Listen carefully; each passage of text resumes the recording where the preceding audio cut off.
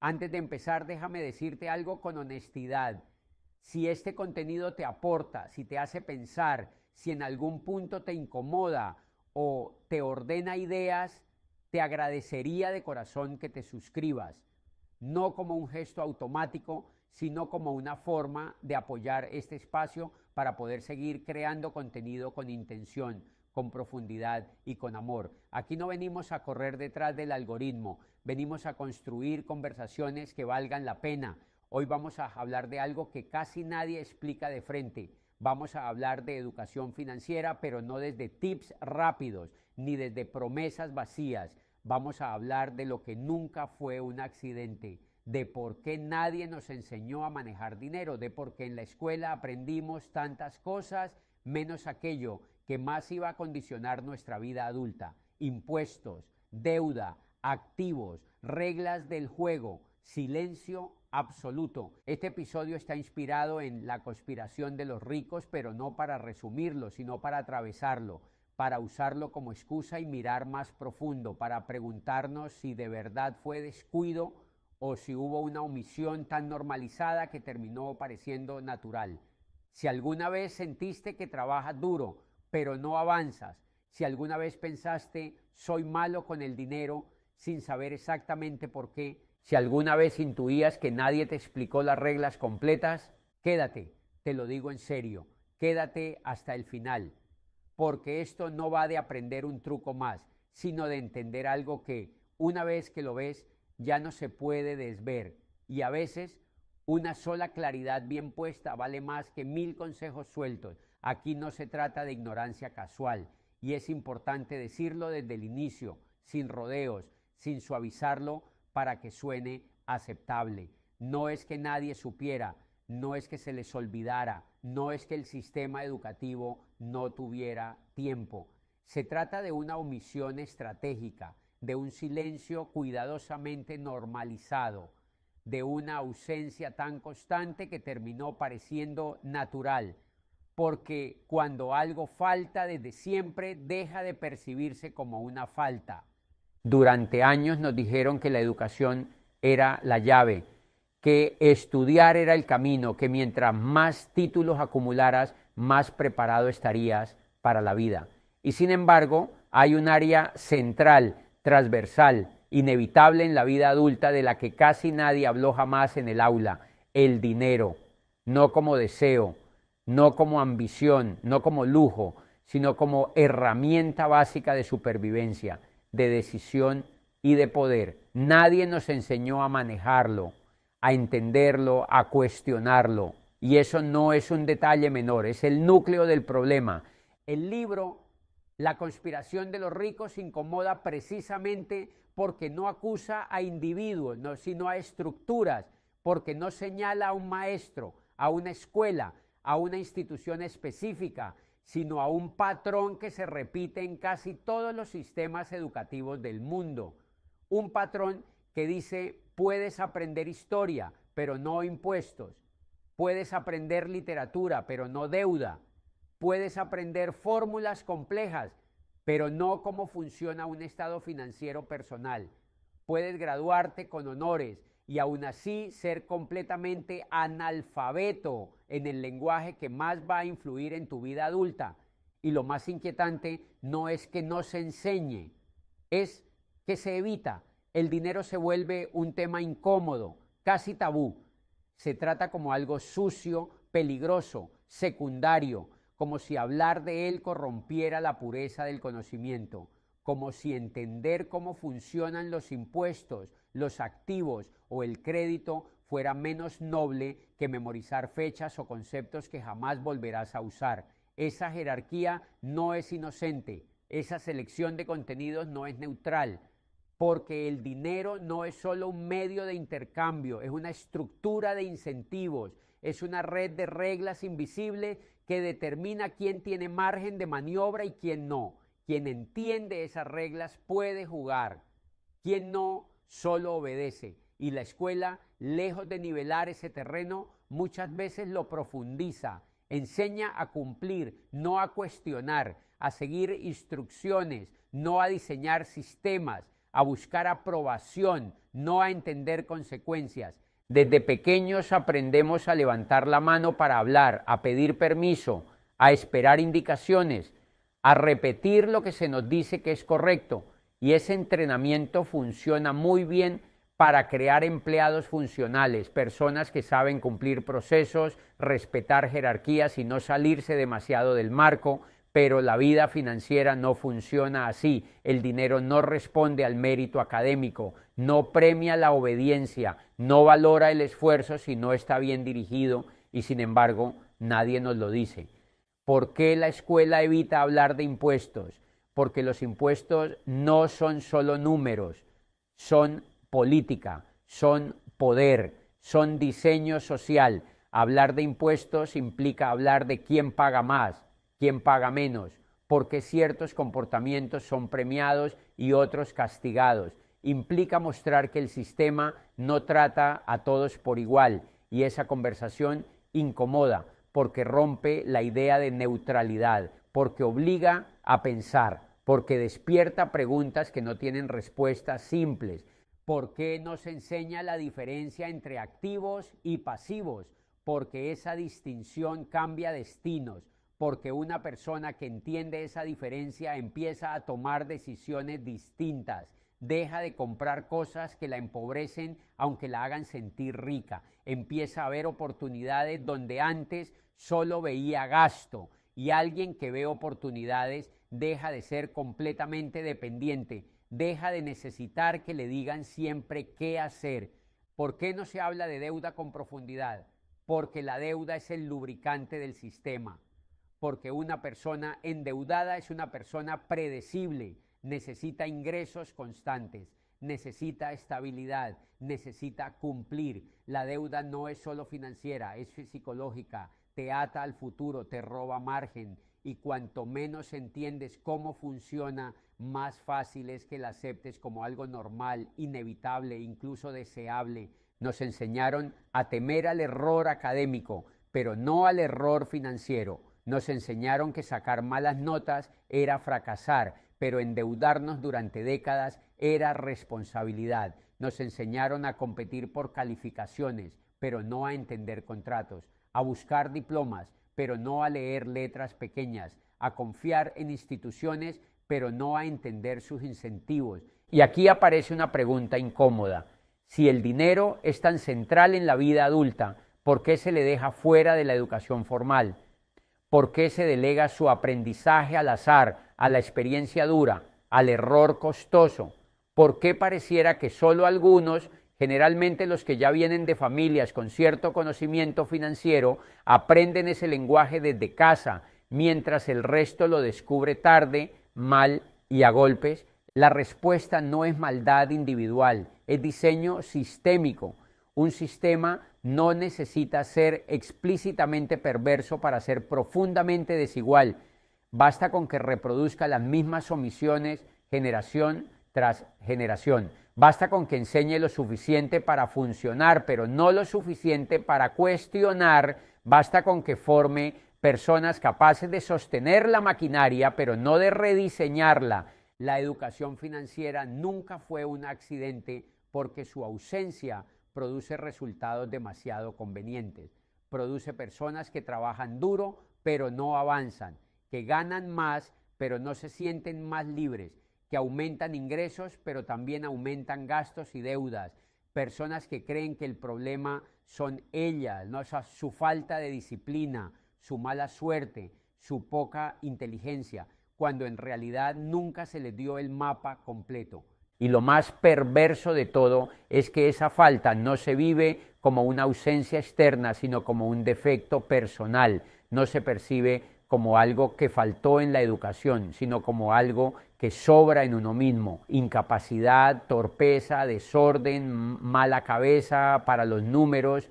La gente no dice nadie me enseñó, dice yo no sirvo para esto. Y esa diferencia es crucial porque cambia por completo el lugar desde donde se interpreta la propia vida. Cuando alguien cree que es malo con el dinero, deja de intentar entenderlo, se rinde antes de empezar, se convence de que ese terreno pertenece a otros, a los inteligentes, a los vivos, a los que nacieron con suerte o con contactos. No dice, no entiendo el sistema, dice, esto no es para mí. Y en esa frase hay una renuncia silenciosa, una frontera mental que no estaba ahí al nacer, pero que se fue construyendo con cada experiencia de frustración no explicada. La omisión externa, no enseñar, no explicar, no dar herramientas, se convierte con el tiempo en culpa interna. La persona asume que el problema es ella, que si está endeudada es porque es irresponsable, que si no progresa es porque no se esfuerza lo suficiente, que si no ahorra es porque es débil, y así el sistema queda intacto, invisible, fuera de toda sospecha, mientras el individuo se señala a sí mismo como el error. La vergüenza cumple aquí un rol fundamental, porque una persona avergonzada no pregunta, no levanta la mano, no admite que no entiende, prefiere callar antes que quedar expuesta, prefiere seguir cometiendo los mismos errores antes que reconocer que nunca tuvo las bases. Y esa vergüenza no nace sola, se alimenta de comparaciones, de discursos meritocráticos mal entendidos, de frases como si otros pudieron, tú también, sin analizar desde dónde partió cada uno. Así se instala una narrativa cruel. Si no te va bien con el dinero, es porque hiciste algo mal. Punto. No se habla de contexto, no se habla de información, no se habla de acceso, no se habla de educación, solo se habla de responsabilidad individual. Y aunque la responsabilidad personal importa, cuando se usa para tapar fallas estructurales, se convierte en una herramienta de control emocional muy poderosa. El sistema se limpia las manos porque no necesita justificarse, no necesita explicar porque no enseñó, no necesita asumir su parte. La culpa ya fue trasladada. Ahora vive dentro de la persona en forma de autocrítica constante, de miedo a decidir, de desconfianza en el propio criterio. Y una persona que no confía en su criterio financiero es una persona fácil de guiar, de endeudar, de convencer. Esta internalización también explica por qué tanta gente defiende un sistema que la perjudica, porque aceptarlo como injusto implicaría admitir que no todo fue su culpa, y eso, paradójicamente, duele más al principio. Es más fácil cargar con la vergüenza propia que enfrentar la idea de que jugaste un juego sin reglas claras desde el inicio, que hiciste lo mejor que pudiste con la información que tenías, que no estabas roto, estabas desinformado, pero mientras esa vergüenza siga operando, la persona seguirá intentando arreglarse a sí misma sin entender el entorno, seguirá buscando soluciones rápidas, gurús, fórmulas mágicas, culpándose cuando no funcionan, seguirá sintiendo que siempre llega tarde, que siempre va detrás, que siempre hay algo que no entiende y que no se atreve a preguntar. Romper con esto no es aprender una técnica financiera más, es cambiar el relato interno, es pasar de soy malo con el dinero a nunca me enseñaron cómo funciona. Y ese cambio, aunque parezca sutil, es profundamente liberador, porque donde antes había vergüenza, empieza a haber curiosidad, donde antes había culpa, empieza a haber responsabilidad real, y donde antes había resignación, empieza a aparecer algo peligroso para el sistema, conciencia.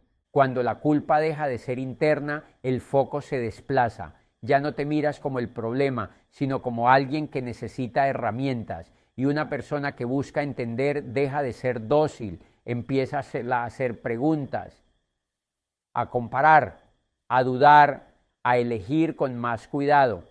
Y ahí es donde el juego cambia, no porque el sistema se derrumbe, sino porque tú ya no cargas con una vergüenza que nunca te perteneció. Este libro no propone una educación financiera técnica, fría, llena de fórmulas, propone algo más peligroso, conciencia. Propone que te des cuenta de que no saber no fue una falla personal, sino una consecuencia lógica de un sistema que nunca tuvo como prioridad que entiendas cómo funciona el dinero, y cuando esa conciencia aparece, cambia la narrativa interna ya no eres incapaz, eres no entrenado, ya no eres irresponsable, eres desinformado estratégicamente. Hablar de educación financiera es hablar de autonomía, de la capacidad de elegir sin miedo, de entender las reglas antes de firmar, de saber cuándo un consejo viene de alguien que entiende el juego y cuándo viene de alguien que solo repite lo que aprendió. Es recuperar una parte de la adultez que nos fue postergada. La escuela nos preparó para encajar, no para decidir. Nos entrenó para responder preguntas, no para formularlas. Y en el mundo del dinero, las preguntas importan más que las respuestas rápidas. ¿Quién gana con esta regla? ¿Qué incentiva este sistema? ¿Por qué esto se premia y esto se castiga? ¿Qué no me están explicando? Cuando empiezas a hacer esas preguntas, algo se mueve. No afuera, adentro. Empiezas a notar que muchas decisiones que tomaste no fueron libres, sino condicionadas. Que muchas metas que perseguiste no eran tuyas, sino heredadas. Que muchas ansiedades que cargaste no venían de la falta de capacidad, sino de la falta de comprensión. Este episodio no busca culpar a la escuela ni glorificar el autodidactismo como solución mágica. Busca señalar una grieta, mostrar que hay un vacío enorme entre lo que se enseña y lo que se necesita para navegar la vida real, y que ese vacío no es inocente, tiene consecuencias, consecuencias que se sienten en el cuerpo, en el estrés, en la angustia, en la sensación constante de estar corriendo sin llegar. La educación financiera, entendida de verdad, no es aprender a hacerse rico rápido, es aprender a no ser ciego, a no delegar decisiones cruciales sin entenderlas, a no vivir con miedo permanente al dinero, a dejar de verlo como un monstruo incomprensible o como un tabú moral y empezar a verlo como lo que es, un sistema creado por humanos, con reglas humanas, que puede ser aprendido, cuestionado y en cierta medida utilizado con conciencia. Y quizás lo más importante de todo es comprender esto sin maquillarlo, sin suavizarlo para que duela menos. Si nunca te enseñaron, no fue porque el tema no fuera importante, fue porque alguien decidió consciente o inconscientemente que no era importante para ti, que no necesitabas saberlo, que con cumplir, con adaptarte, con seguir instrucciones era suficiente. Y esa decisión no siempre fue tomada por una persona concreta, muchas veces fue tomada por una estructura entera que se perpetúa sola, repitiendo el mismo patrón generación tras generación. Aceptar esto incomoda porque rompe una ilusión muy arraigada, la idea de que todos partimos del mismo punto, que si alguien entiende el dinero y otro no, es solo cuestión de interés o de disciplina. Pero cuando miras con honestidad, ves que hay personas que crecen escuchando conversaciones sobre inversiones, negocios, impuestos y decisiones financieras en la mesa familiar, y otras que crecen escuchando advertencias, miedos, silencios y frases como eso no es para nosotros. Esa diferencia no es menor, es estructural y marca el terreno antes de que siquiera empieces a jugar. Entender que no te enseñaron no te convierte en víctima pasiva, al contrario, te devuelve agencia, porque mientras crees que el problema eres tú, todo intento de cambio nace desde la culpa y la urgencia. Pero cuando entiendes que hubo una desventaja inicial, el cambio nace desde la lucidez. Ya no corres para alcanzar a otros, caminas para entender el mapa. Ya no te comparas con quienes tuvieron acceso temprano, te concentras en aprender lo que antes fue omitido.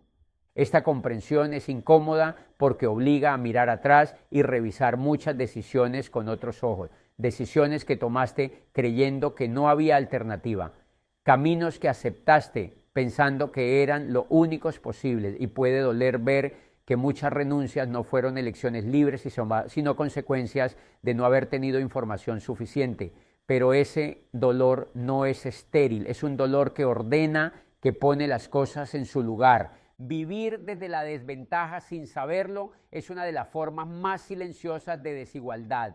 porque no se ve, no se nombra, no se discute, simplemente se vive, se siente como cansancio constante, como frustración difusa, como la sensación de estar siempre reaccionando en lugar de decidiendo, y mientras no lo ves, no puedes corregirlo. Sigues jugando un juego que no entiendes, culpándote por no ganar. El momento en que comprendes que la falta de educación financiera no fue un accidente es el momento en que recuperas algo esencial: perspectiva. Empiezas a distinguir entre responsabilidad y culpa, entre esfuerzo y dirección, entre mérito y contexto, y desde ahí el aprendizaje deja de ser un intento desesperado por arreglarte y se convierte en una construcción consciente de criterio. No se trata de señalar culpables ni de caer en teorías simplistas, se trata de entender cómo funcionan las omisiones, porque lo que no se enseña también educa, educa en silencio, educa marcando límites invisibles, educa diciendo sin palabras hasta dónde puedes llegar, y cuando descubres eso, puedes empezar a desobedecer ese límite interno. Ese es el verdadero punto de quiebre, no cuando ganas más dinero, no cuando entiendes una fórmula, sino cuando dejas de vivir desde una desventaja que nunca elegiste, cuando empiezas a aprender no para encajar mejor en el sistema, sino para entenderlo, para moverte dentro de él con conciencia, para decidir qué reglas aceptas y cuáles no. Esa comprensión no promete comodidad, promete claridad, y la claridad, aunque a veces duela, es el primer paso real para dejar de caminar a ciega, porque a partir de ahí ya no avanzas repitiendo un camino heredado, sino construyendo uno propio, con los ojos abiertos y la responsabilidad finalmente en el lugar correcto. Porque cuando entiendes que la ignorancia no fue casual, deja de ser una condena, se convierte en un punto de partida, y desde ahí, por primera vez, ya no aprendes para obedecer mejor, sino para decidir con los ojos abiertos.